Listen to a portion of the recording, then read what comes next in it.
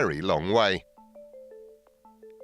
It's wise to assume that cars can do the unexpected, either through driver error or an unforeseen happening.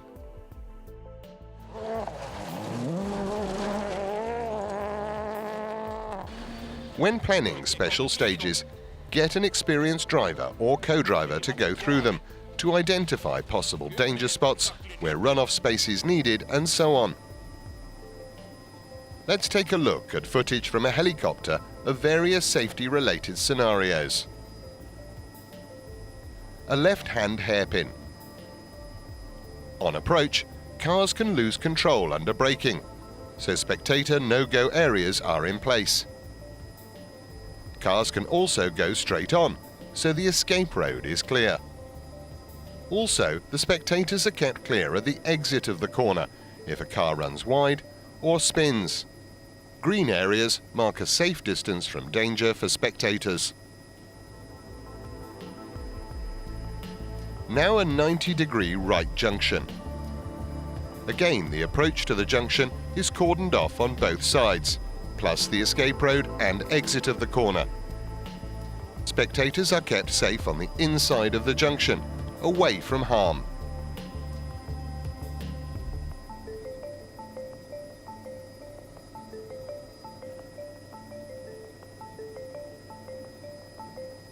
A fast left-handed bend.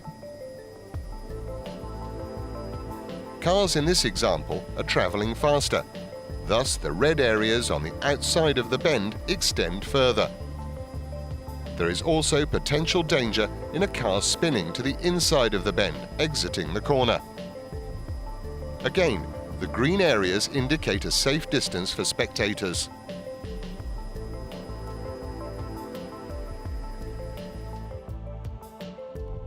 This time, a view from the safety car of a brow with a jump. Again, red areas indicate where cars could land and lose control. Spectators are kept well clear. The same location from the air. The car flies high and could lose control on landing. Spectators are kept away from the side of the stage, and the green area indicates a high but safe vantage point.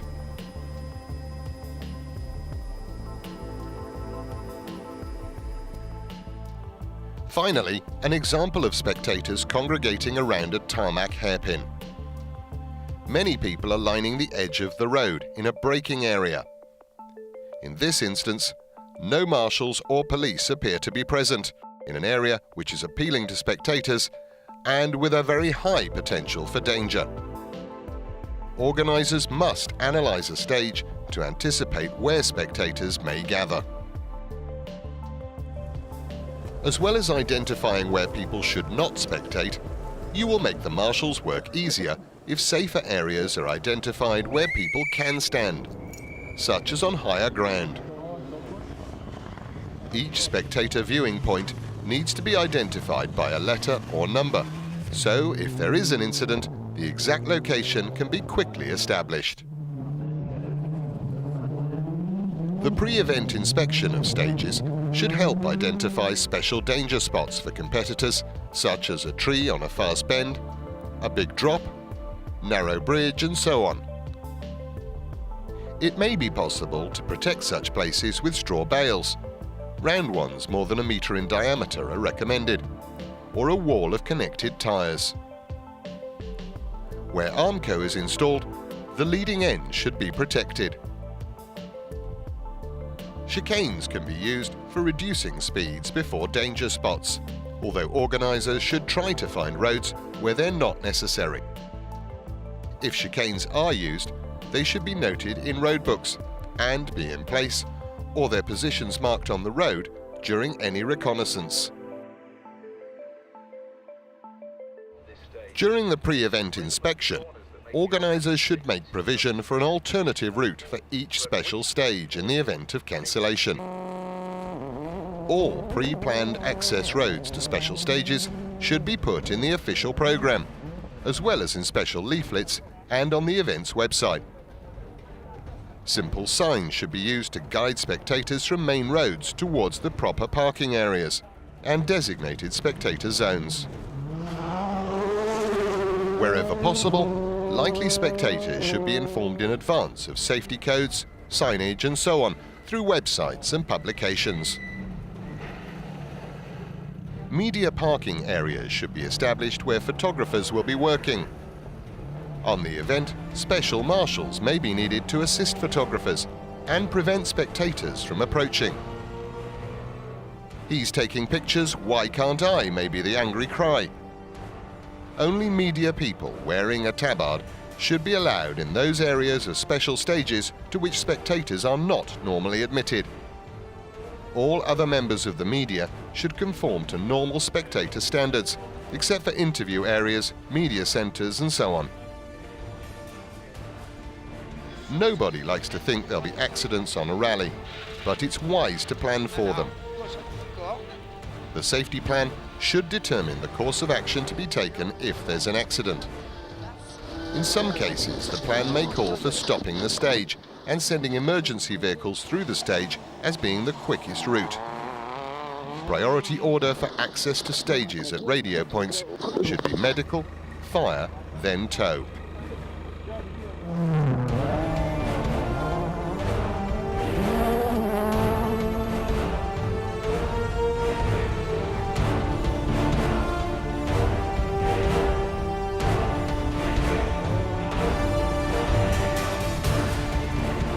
So with all the plans in place comes the big day.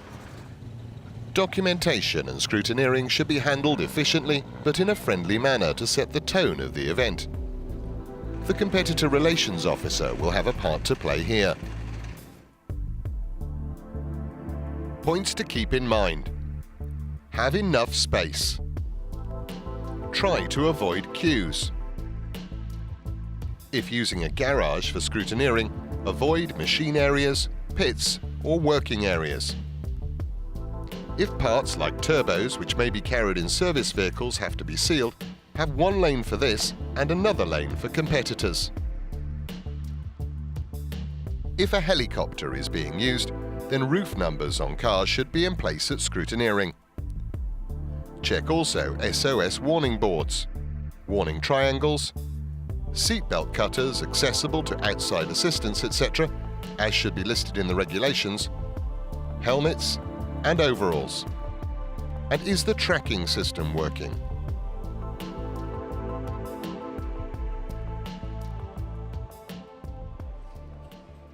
One key safety issue is everything in the car strapped down.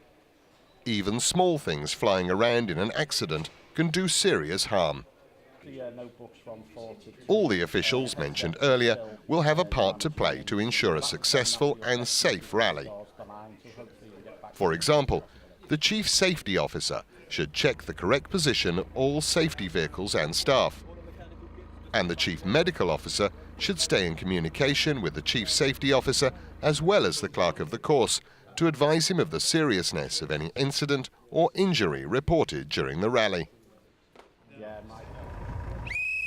Each stage commander is responsible for checking that all signs and people are in place in good time. And safety cars equipped with radios and mobile phones should run over each special stage between 1.5 hours and 50 minutes before the first car is due.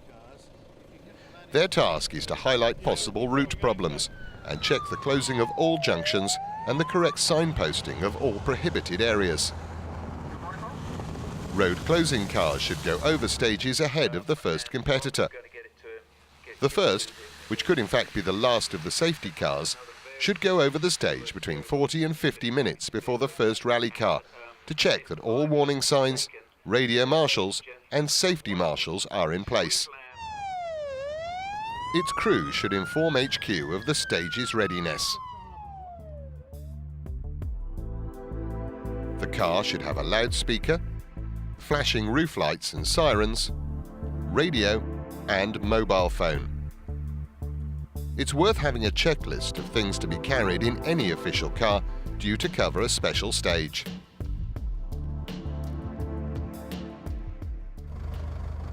A second road closing car, similarly equipped and driven by an experienced rally driver, should go over each stage between 30 and 40 minutes ahead of the first competitor as a further check.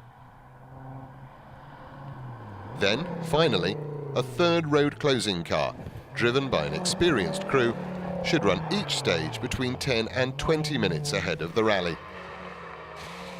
This is the final check of the stage, and the final warning that the event is about to start. Not all events will be able to afford so many cars running over the stages before competitors, but it's important that at least a couple of cars go over each stage. One at, say, 30 minutes and the other at 10 to 15 minutes before the first car, depending on the length of the stage. For safety's sake, any safety or road closing cars should not be driven flat out. The FIA stressed that all such vehicles should be crewed by experienced competitors or organisers who are properly briefed. Officials are on an event to work, not play. If there's an accident, all medical and safety crews should report to the stage commander, who should in turn inform Rally HQ.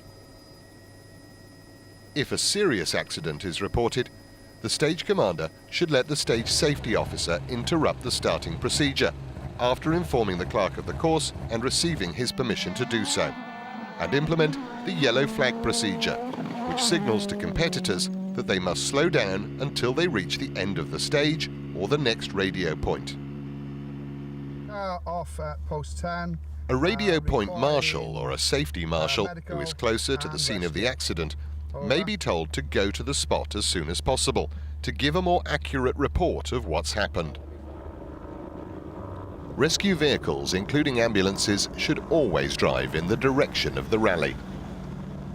As there may be competing cars following, rescue crews should make certain there is a warning triangle displayed and park their vehicle so that it protects the car involved in the accident. The rescue crew should report on the situation to the Chief Safety Officer at Rally HQ. If official cars are on the stage, no cars should be permitted to start the stage thereafter. This is a yellow flag situation. The yellow flag can only be authorised for display by the clerk of the course and stops the stage until safe. Cars affected are given a notional time. Then a safety car should again reopen the stage. If there's an injury, the doctor will decide whether the injured needs to go to hospital and will decide on the means of getting them there. If the removal of a casualty is by ambulance, this should either be by the finish of the stage or via an emergency exit agreed in advance. After the last competitor has gone through, one or more official cars should sweep the stage to check any broken down cars and, if necessary, reporting on them to the Chief Safety Officer. No stage control should close unless given permission by the crew of the sweeping vehicle. Authorization to close a stage will be given by the clerk of the course to each stage commander, who will then inform the marshals at their posts. When, finally, the event is over, as well as thanking everyone, organisers should consider asking competitors and marshals to complete a survey on the running of the event. Organisers should also have a debriefing session afterwards to discuss what can be done to improve the event next time. Most organising teams will have good ideas, particularly after significant incidents, and the ideas should be collected before memories fade. This film has covered a lot of detail and mentioned a great many officials. It must yet again be stressed that not all rallies will need so many people. Some of the jobs may be combined and titles may differ.